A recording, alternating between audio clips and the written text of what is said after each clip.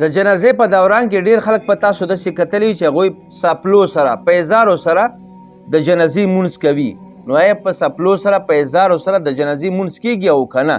نو علما کرامو لیکلي که چېرته د سپلې په ازار پاک وو نو بالکل په دې سره جنازه کیږي، ویستلو ته ضرورت نشته. خو که چېرته ناپاک وو بیا ویستل ضروري دي، بیا دې سره جنازه نه کیږي.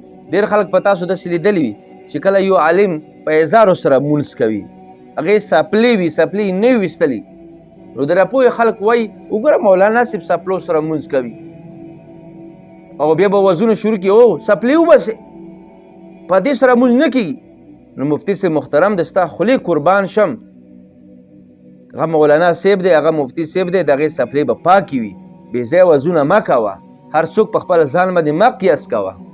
د ستا سپلې به ګندې وي او د هغې سپلې به پاکې وي، بس چې هغې نه وي ویستلې هغه به پاکې وي.